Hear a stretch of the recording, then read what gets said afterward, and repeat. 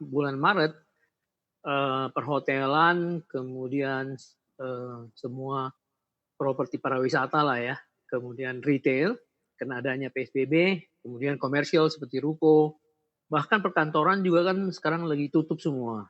Jadi tentu pengaruhnya adalah penerimaan mereka dari penyewaan ruang-ruang itu akan berhenti mungkin sejak Maret sampai bulan Juni, anggaplah begitu ya.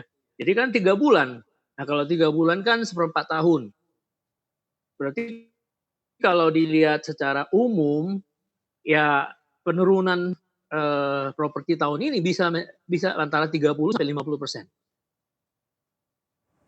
Penurunan karena adanya Dari pandemi. proyeksi, ya.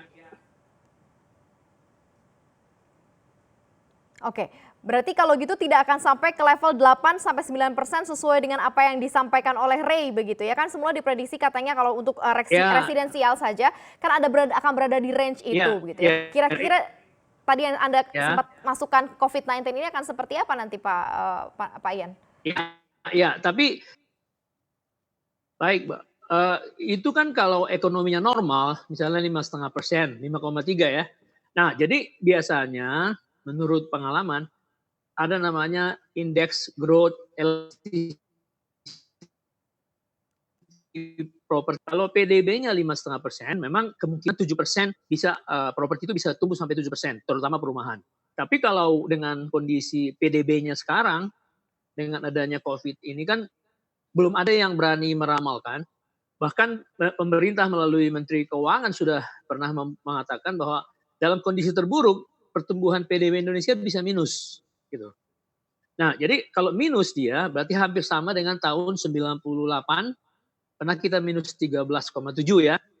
Tahun 99 kita minus 1,5.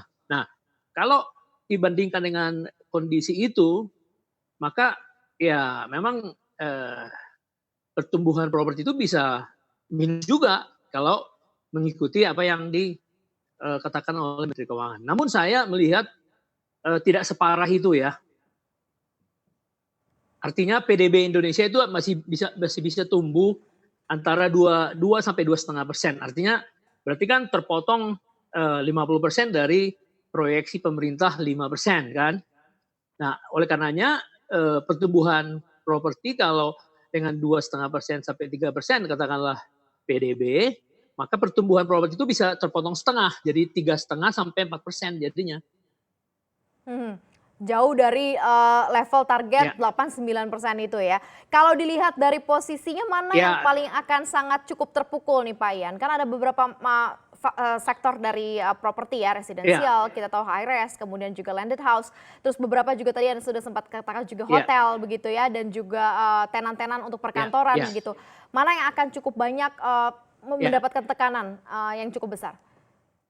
Ya, secara umum sih hampir semua ya, tapi yang langsung mendapatkan tekanan karena pandemi ini mulai di bulan Maret, ya hotel, retail, komersial, ruko, office, itu semua akan menghasilkan cash flow nol dari mulai bulan Maret. Katakanlah kalau ini PSBB diperpanjang lagi, maka ya katakanlah sampai Lebaran gitu ya, maka bisa dikatakan 3 bulan kan, Maret, April, Mei.